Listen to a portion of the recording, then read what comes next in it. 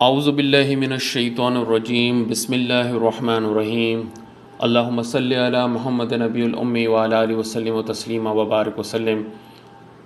خلاصۃ القرآن خصوصاً کہا جائے تو مختصر ترین خلاصۃ القرآن کا سلسلہ ہم شروع کرنے جا رہے ہیں، اور جیسا کہ آپ کو معلوم ہے کہ قرآن کے اندر 30 سپارے ہیں، یعنی 3 جز ہیں، جس میں جو ہے ہر سپارے میں کبھی 2 صورتیں ہیں، تو کبھی جو ہے 15 صورتیں ہیں، تو کبھی 13 صورتیں ہیں، تو اس طریقے سے ٹوٹل 114 صورتیں ہیں اس قرآن کے اندر، اور 30 سپارے ہیں، 6666 آیتیں ہیں۔ ان تمام آیتوں کا تفسیر تو ہم ابھی یہاں پہ بیان نہیں کر سکتے، مگر ہماری کوشش یہ ہے کہ ہر سپارے کو 10 سے 15 منٹ کے اندر ہم بیان کر لیں، اور اس میں وہ تمام چیزوں کو کور کر لیں جو اللہ تعالیٰ نے جو احکام اور مسائل ہمیں اس سپارے میں بتائے ہیں، اس سورت کے اندر بتائے ہیں۔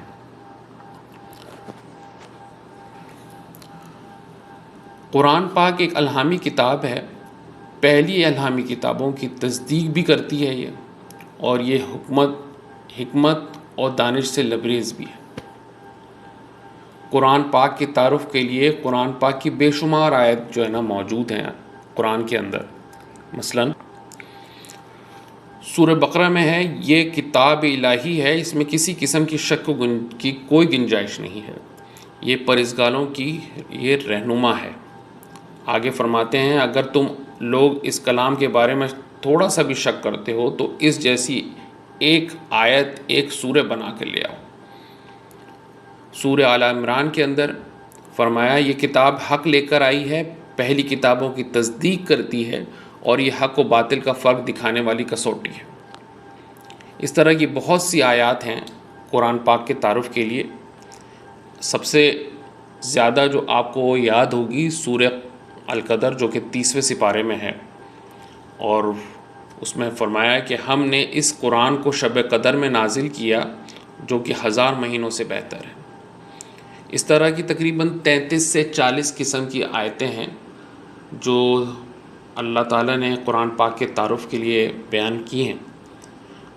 اس کے سلسلے میں ہم ایک نیا جو ہے ویڈیو بنائیں گے کہ قرآن پاک کے تعارف کے لیے کتنی آیات اور کون کون سی آیات اور کس سپارے کے اندر ہے۔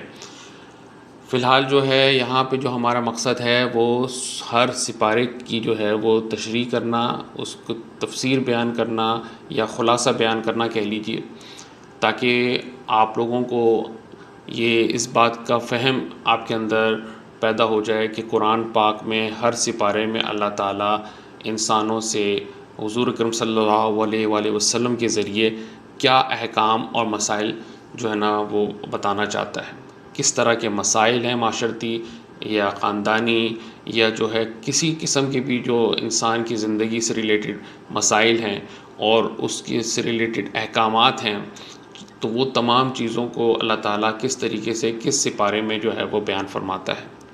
جنت و دوزخ کا ذکر کیا گیا ہے، تو جنت کن لوگوں کے لیے ہے، دوزخ کن لوگوں کے لیے ہے، کون سے ثواب کے کام ہیں، کون سے گناہ کے کام ہیں، کس گناہ میں کیا سزا ملے گی، کس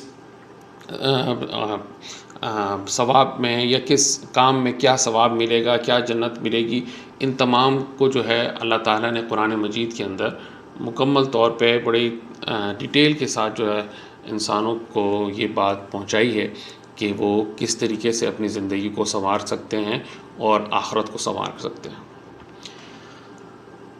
پہلے پارے کا نام ہے الف لام میم۔ اس میں 2 صورتیں ہیں۔ پہلی صورت ہے سورہ فاتحہ اور دوسری صورت ہے سورہ بقرہ۔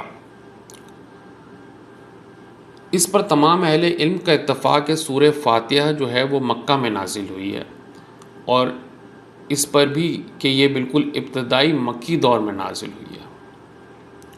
اس سورت کو ام القرآن اور اساس قرآن بھی کہا جاتا ہے، اور اسے قرآن کا دیباچہ بھی کہا جاتا ہے۔ سورہ فاتحہ کے 3 جز ہیں۔ پہلا جز جو ہے وہ ہے اللہ کی حمد و ثنا، یعنی اس کا کہنا ہے، اس کا مطلب یہ کہ اللہ تعریف اللہ کی ہے جو تمام کائنات کا رب ہے، رحمان اور رحیم ہے اور روز جزا کا مالک ہے۔ اس سورہ فاتحہ کے پہلے جز میں ہی اللہ کی حمد و ثنا بیان کی گئی ہے۔ دوسرا جز عبادت اور مدد کا ہے، یعنی ہم تیری ہی عبادت کرتے ہیں اور تجھ سے ہی مدد مانگتے ہیں۔ اب یہ بات ہو گئی، پہلی حمد و ثنا کی آپ نے، پھر بتایا کہ ہم تیری ہی عبادت کرتے ہیں اور تجھ سے ہی مدد مانگتے ہیں۔ اب تیسری جو جز ہے وہ ہے ہمیں سیدھا راستہ دکھا، ان لوگوں کا راستہ جن پر تو نے انعام فرمایا، ان لوگوں کا راستہ نہیں جن پر تو نے غضب فرمایا۔ یعنی یہ ایک مکمل دعا ہے۔ اچھا ناظرین اور سامعین، یہ سورہ فاتحہ ایک ایسی سورت ہے جو ہر نماز میں پڑھی جاتی ہے اور سب سے پہلے پڑھی جاتی ہے جیسے ہی نماز اسٹارٹ کرتے ہیں سورہ فاتحہ۔ اس میں سب سے پہلے جو میں نے آپ کو بتایا کہ اللہ کی حمد و ثنا بیان کی جاتی ہے، پھر عبادت و مدد مانگی جاتی ہے اور پھر دعا کی جاتی ہے، اور اس کے انعام میں اللہ تعالیٰ نے پوری کی پوری جو ہے وہ قرآن جو ہے وہ اللہ تعالیٰ نے ہمیں تحفے میں عطا فرمایا۔ یعنی وہ جو دعا ہے کہ ہمیں سیدھا راستہ دکھایا، تو اللہ تعالیٰ نے وہ سیدھے راستے پہ چلنے والی قرآن ہمیں عطا فرما دیا کہ یہ ہے وہ قرآن جس سے تم سیدھا راستہ اپنا دیکھ سکتے ہو، اور یہ ہے وہ قرآن جس سے تمہیں معلوم ہوگا کہ کن لوگوں کے اوپر انعام ہے، یہ ہے وہ قرآن جس سے تمہیں معلوم ہوگا کہ میں کن لوگوں پر غضب کھاتا ہوں، کن لوگوں سے کون سے ایسے لوگ ہیں جنہیں جو سزا کے مستحق ہیں، اور پھر ان لوگوں کے بارے میں بھی بتایا کہ جو لوگ توبہ کر لیتے ہیں ان کو پھر میں کیسے معاف کرتا ہوں۔ یہ تو بات ہو گئی سورہ فاتحہ کی۔ اب آتے ہیں سورہ بقرہ جو کہ دوسری سورت ہے اس پہلے پارے میں۔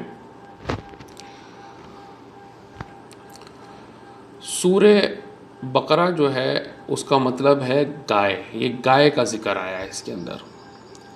اس کی پہلی آیت کے حروف میں ہے الف لام میم، اس کو کہتے ہیں حروف مقطوعات۔ بزرگان دین کا اس کے بارے میں کہنا ہے کہ یہ وہ راز ہیں جو اللہ اور اس کے رسول صلی اللہ علیہ وسلم کے درمیان ہیں، اور ان حروف کے حقیقی معنی اللہ ہی کے علم میں ہیں۔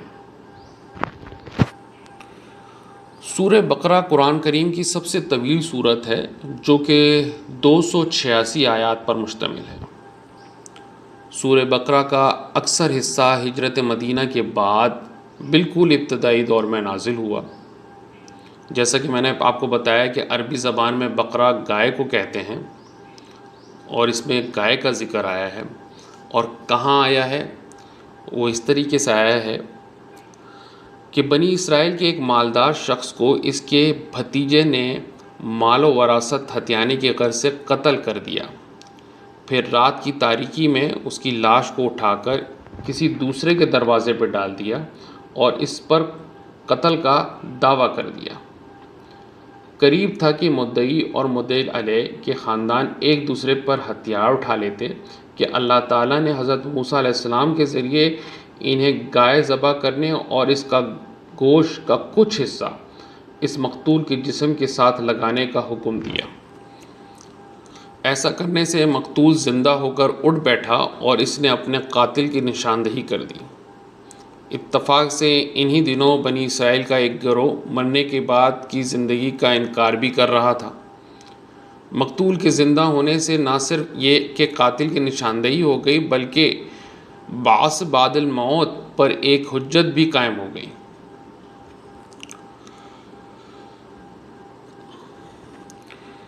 علاوہ ازیں مصریوں کے ساتھ طویل عرصے تک رہنے کی وجہ سے بنی اسرائیل کے دل میں گائے کی جو عقیدت اور محبت رچ بس گئی تھی، گائے ذبح کرنے کا حکم دے کر اس کی تردید اور توہین بھی کر دی گئی۔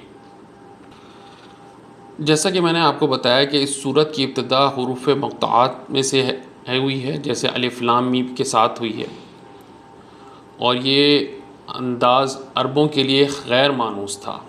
اس انداز نے ان کی توجہات اور اپنی طرف مبذول کر لی۔ اچھا، علماء اکرام کی ایک بہت بڑی جماعت کی رائے یہ ہے کہ یہ حروف لا کر حقیقت میں قرآن کو انسانی کاوش قرار دینے والوں کو چیلنج کیا گیا ہے کہ اگر واقعی قرآن محمد صلی اللہ علیہ وسلم کا خود ساختہ کلام ہے تو تم بھی ان حروف سے جنہیں تم شب و روز استعمال کرتے ہو ایسا ہی کلام بنا لو۔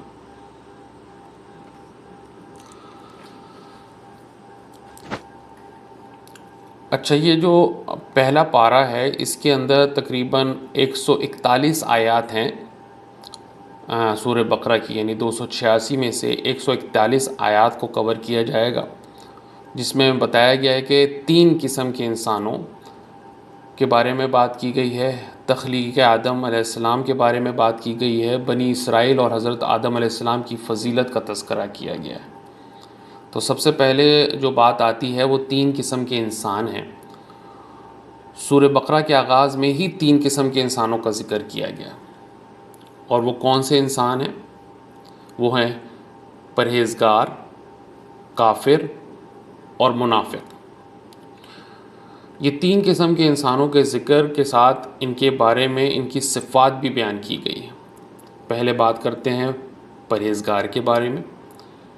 پرہیزگار کی جو صفات بیان کی گئی ہیں اس میں بتایا ہے کہ بھلائی کے طالب اور برائی سے بچنے والے ہوتے ہیں، غیب یعنی اللہ، فرشتوں، وہی، جنت و دوزخ پر یقین رکھتے ہیں۔ تیسری بات، نماز قائم کرتے ہیں۔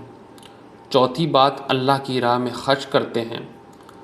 پانچویں بات، قرآن پاک اور الہامی کتابوں پر ایمان لاتے ہیں، یعنی دوسری کتاب جو حضرت عیسیٰ علیہ السلام، حضرت موسیٰ علیہ السلام یا حضرت ابراہیم علیہ السلام کے اوپر جو صحیفے نازل ہوئے ان کے اوپر ایمان لاتے ہیں۔ روز آخرت و اعمال کے جواب دہی پر بھی یقین رکھتے ہیں، اور وہی فلاح پانے والے کامیاب ہوں گے۔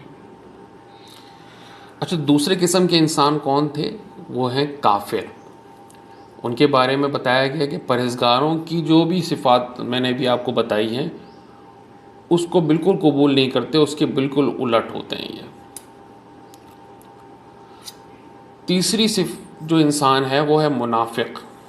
بڑے خطرناک لوگ ہوتے ہیں یہ وہ لوگ ہیں جو اللہ اور ایمان لانے والوں کے ساتھ دھوکے بازی کر رہے ہیں، یعنی ان کے گھروں میں شامل ہو کے ان کے خلاف پروپیگنڈا کرتے ہیں، ان کو نقصان پہنچاتے ہیں، دکھاوا ایسا کرتے ہیں کہ ہم تمہارے ساتھ ہیں، ہم تمہارے ہی جیسے ایمان لانے والے ہیں، وہ تمام صفات ہم میں بھی ہیں جو تمہارے میں ہیں، مگر اندر سے وہ ایسے نہیں ہیں، ان کے دل میں نفاق ہے، اسی وجہ سے ان کے بارے میں کہا کہ وہ منافق ہیں۔ اچھا، یہ 3 قسم کے انسانوں کے بعد، ان کی صفات بیان کرنے کے بعد قرآن کی ایک دعوت بھی ہے جو تمام قسم کے انسانوں کے لیے ہے، اور وہ کیا ہے کہ پھر اللہ تعالیٰ نے تمام بنی انسان کو مخاطب کر کے کہا کہ اے لوگو، بندگی اختیار کرو اپنے اس رب کی جو تمہارے اور تم سے پہلے جو لوگ گزرے ہیں ان سب کا خالق ہے، تاکہ تم بچ سکو۔ اب بات کرتے ہیں تخلیق آدم علیہ السلام کی، جیسا کہ میں نے آپ کو پہلے بتایا کہ کن کن باتوں کا ذکر کیا گیا ہے یہ پارہ نمبر 1 میں سورہ بقرہ کے اندر 141 آیات کے اندر۔ تخلیق آدم علیہ السلام کے بارے میں جو فرمایا ہے کہ پھر اس کے بعد اللہ نے حضرت آدم علیہ السلام کی تخلیق کا ذکر کیا ہے، جو تقریباً آیت نمبر 30 سے 39 یعنی 30 سے 39 کے درمیان ہے، کہ اللہ نے آدم علیہ السلام کو مٹی سے پیدا کیا، ساری چیزوں کے نام سکھائے، فرشتوں کو حکم دیا کہ وہ آدم علیہ السلام کے سامنے جھک جائیں۔ تمام فرشتے جھک گئے مگر ایک نہیں جھکا، اور وہ تھا ابلیس۔ ابلیس نے سجدہ کرنے سے انکار کر دیا اور اس طرح اللہ کے نافرمانوں میں شامل ہو گیا۔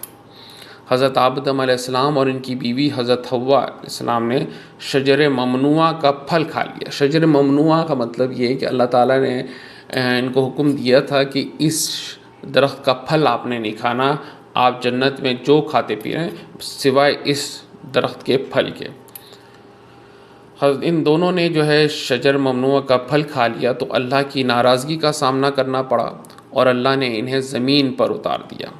انہوں نے اپنے رب سے چند کلمات سیکھ کر توبہ بھی کر لی، اللہ نے انہیں معاف بھی کر دیا، انہیں نبوت سے بھی سرفراز کیا تاکہ وہ اپنی نسل کو بھی سیدھا راستہ بتا سکیں اور اس طرح وہ اللہ کے خلیفہ کی حیثیت سے زمین پر رہنے لگے۔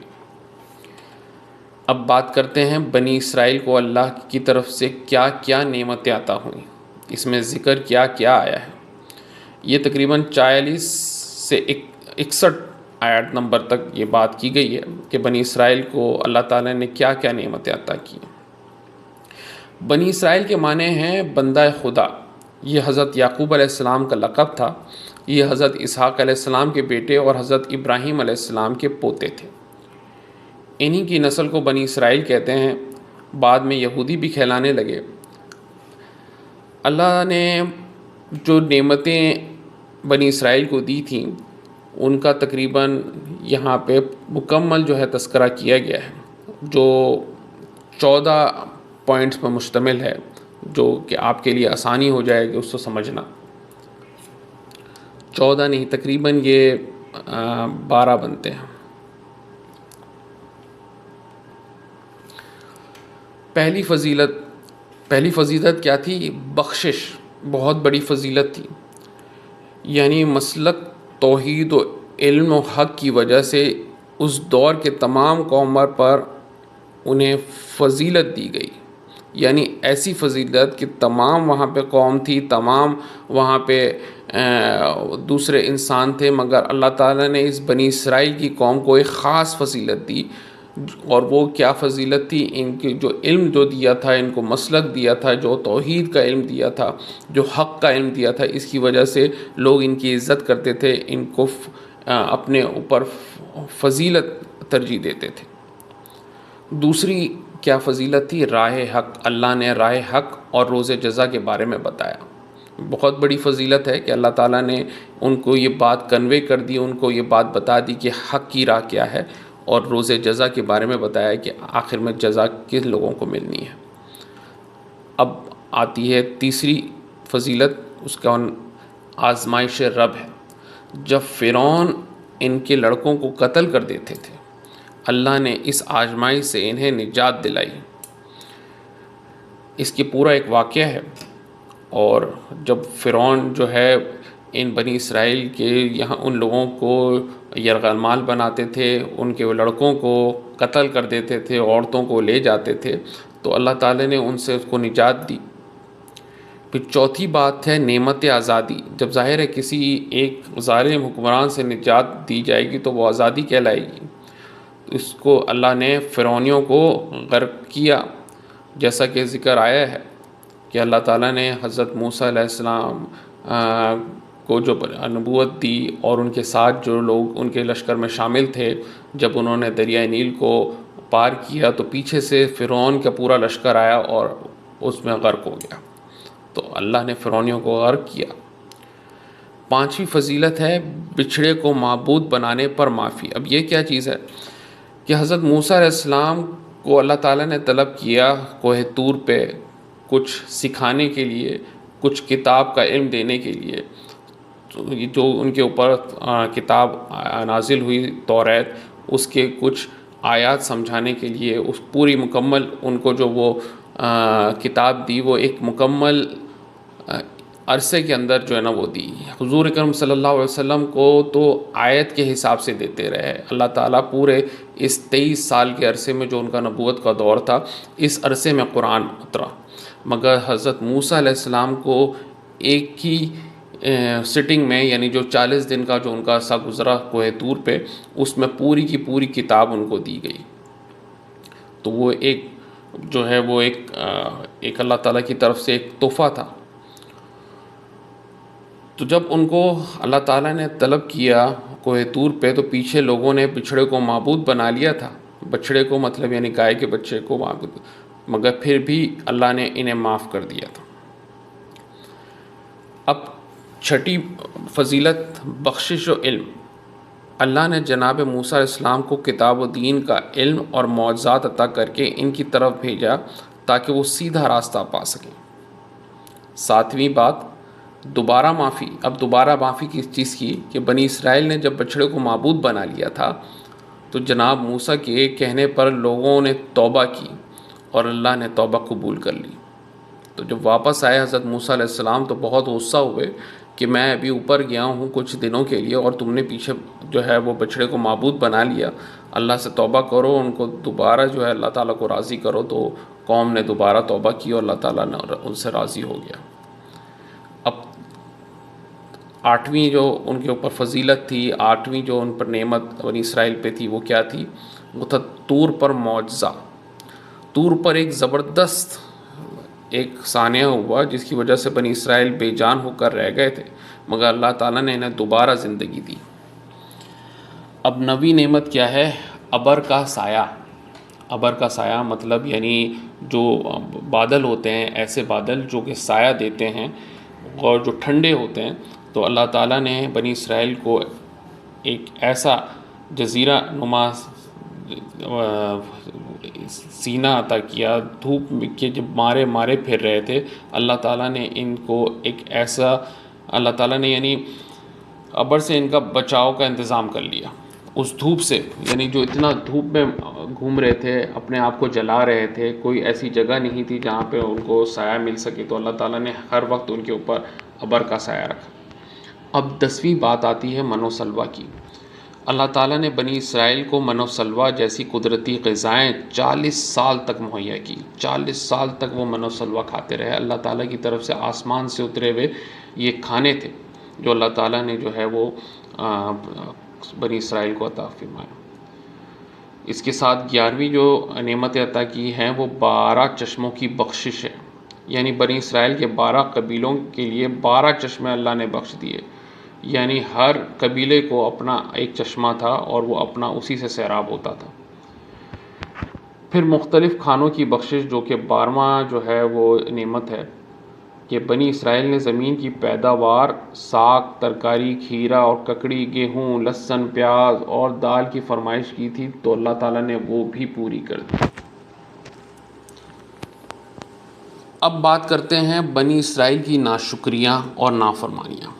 میں نے پہلے آپ کو بیان کیا بنی اسرائیل کو اللہ تعالیٰ نے کیا نعمتیں دی تھیں، جو کہ پوائنٹ نکالے تھے میں نے تقریباً 12، ہو سکتا ہے اس سے اوپر نیچے 1-2 ہو گئے ہوں، مگر اب جو ہے بنی اسرائیل کی ناشکریوں کے اوپر بات کرتے ہیں تو کہ تقریباً 14 ہیں۔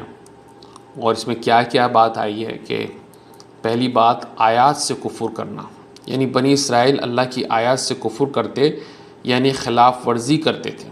یہ ناشکریاں ہیں، نافرمانیاں ہیں۔ اللہ تعالیٰ نے ایک تو آپ کو کتاب نازل کی، آپ کو علم عطا کیا، اور اس پہ بھی جو ہے آپ کفر کرتے ہیں اور خلاف ورزی کرتے ہیں۔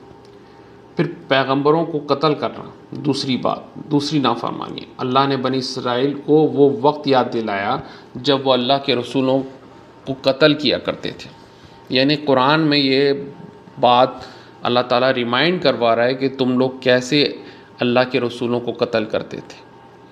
پھر تیسری بات آتی ہے سبت کا قانون توڑنا۔ سبت یعنی ہفتے کا دن کہتے ہیں، ہفتے کے دن کو کہتے ہیں۔ اس میں کیا تھا کہ سبت یعنی ہفتے کے دن صرف آرام اور عبادت کے لیے مخصوص تھا، انہوں نے یہ قانون توڑ دیا اور اللہ نے انہیں بندر بنا دیا۔ چوتھی بات آتی ہے گائے ذبح کرنے کا واقعہ ہے۔ جناب موسیٰ علیہ السلام نے انہیں گائے ذبح کرنے کے لیے کہا تو وہ ان سے حجت کرنے لگے۔ پانچویں بات مردہ زندہ کرنا۔ جب تک ایک مقتول شخص کی لاش کو گائے کے گوشت سے ضرب لگانے سے وہ زندہ ہو گیا تو بنی اسرائیل اللہ تعالیٰ کی نشانیاں دیکھ لیں۔ اب بات کرتے ہیں چھٹی کی، سخت دل لوگ۔ ایسے سخت دل لوگ ہوتے تھے کہ اللہ کی نشانیاں دیکھنے کے بعد بھی ان میں اللہ کا خوف پیدا نہیں ہوا۔ ساتویں بات اپنے لکھے کو اللہ سے منسوب کرنا۔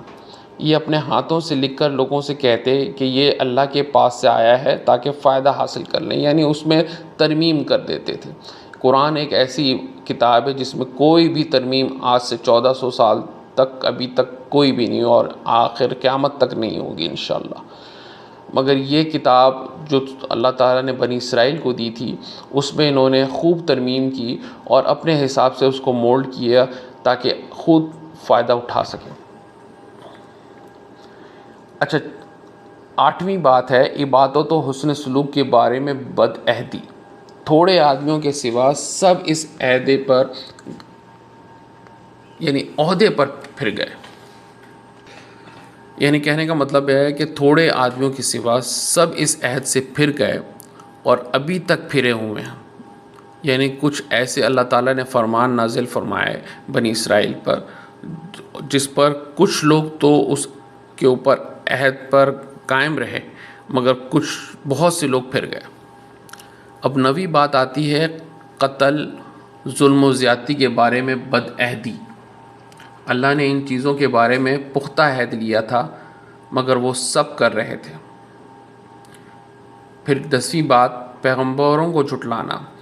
ہم نے پے در پے بے شمار رسول تمہاری طرف بھیجے مگر تم نے سب کو جھٹلایا، کسی کی سرکشی کی اور کسی کو قتل کیا. یعنی اس پورے آیت نمبر 61 سے 118 آیات سورہ بقرہ میں مسلسل اللہ تعالیٰ جو ہے نا ناشکریاں اور نافرمانیاں گنا رہے ہیں بنی اسرائیل کو، جو کہ میں بھی آپ کو بیان کر رہا ہوں، اور 9 تک تو ہو گئی، ٹوٹل 14 ہیں. 10ویں بات میں نے آپ کو بتایا پیغمبروں کو جھٹلانا. اب آتے ہیں 11ویں بات جینے کے حریص. یعنی اللہ نے کہا کہ یہ جینے کے حریص ہیں، حالانکہ لمبی عمر انہیں عذاب سے دور نہیں پھینک سکتی. یہ اپنی چاہتے ہیں کہ بس یہ جیتے رہیں. ان کو یہ اس بات سے بالکل بے پرواہ ہو گئے کہ آخرت کیا ہے. اور حالانکہ اللہ تعالیٰ نے ان کو علم دیا، ان کو روز جزا اور روز سزا کے بارے میں بتایا، مگر جو ہے وہ مسلسل جینے کے حریص رہے اور سمجھتے کہ لمبی عمر سے یہ بچ جائیں گے. ایسا نہیں، عذاب تو ان کو آ پہنچے گا. 12ویں بات ہے رسولوں اور فرشتوں کے دشمن. جو لوگ اللہ اور اس کے رسول اور فرشتوں کے دشمن ہیں، اللہ ان کافروں کا دشمن ہے. یہ بہت بڑا اعلان کر دیا اللہ تعالیٰ نے کہ رسولوں اور فرشتوں کے درمیان کہ اگر تم دشمن ہو، ان کو ناحق قتل کرتے ہو، ان کی سرکشی کرتے ہو، تو اللہ تعالیٰ بھی تمہارا کٹر دشمن ہے. پیغمبر پر جادوگری کی تہمت. یعنی 13ویں بات ہے کہ تم میں سے کچھ لوگ یہ سمجھتے ہیں کہ حضرت سلیمان علیہ السلام کی سلطنت جادو کا نتیجہ تھی، حالانکہ سلیمان علیہ السلام نے کبھی کفر نہیں کیا. یعنی بنی اسرائیل یہ سمجھتے تھے کہ یہ جو طلسماتی دنیا ہے حضرت سلیمان علیہ السلام کی، یہ سب جادو پر مشتمل ہے، مگر یہ سب اللہ کی طرف سے فضل تھا حضرت سلیمان علیہ السلام کو کہ ایسی بادشاہت عطا کی جو نہ پہلے کسی کو عطا کی اور نہ آگے کسی کو عطا ہوگی. ایک بالکل یونیک، ایک منفرد بادشاہت تھی جس میں اللہ تعالیٰ نے ہوا، سمندر اور جنات، چرند پرند کو ان کا تابع کر دیا تھا. 14ویں بات یعنی 14 جادو بطور آزمائش. بابل ایک ایسا شہر تھا جہاں پہ 2 فرشتوں یعنی ہاروت و ماروت کو انسانی شکل میں بھیجا گیا. تو وہ پہلے ہی یعنی وارننگ دے چکے تھے کہ دیکھو ہم محض ایک آزمائش ہیں تمہارے لیے، تم کفر میں مبتلا نہیں ہونا. وہ ایسی آزمائش تھی کہ ان کو اللہ تعالیٰ نے ایک ایسا علم عطا کیا جو یہ ہاروت و ماروت جو ہے وہ بتاتے تھے کہ اگر وہ علم جو ہے وہ استعمال کریں گے تو وہ کسی بھی میاں بیوی کے درمیان طلاق پیدا کر سکتے ہیں، لڑائی جھگڑا کر سکتے ہیں. یعنی وہ اس طرح کا، مگر وہ ساتھ ساتھ بتاتے بھی تھے کہ یہ علم جو ہے وہ آپ کو سکھایا جائے گا مگر اس کا آپ نے استعمال نہیں کرنا اور یہ کفر کی باتیں ہیں. مگر ان لوگوں کو یہ بات اٹریکٹ کر رہی تھی، بنی اسرائیل کے بہت سے لوگوں کو، کہ ہم یہ چیز کو آزمائیں اور اس سے انجوائے کریں اور اس سے جو ہے لوگوں کے درمیان جو ہے وہ لڑائی جھگڑا پیدا کریں. اور انہوں نے یہ چیز سیکھی ان سے اور پھر اس کے بعد یہ جادو ٹونے میں جو ہے نا وہ لگ گئے.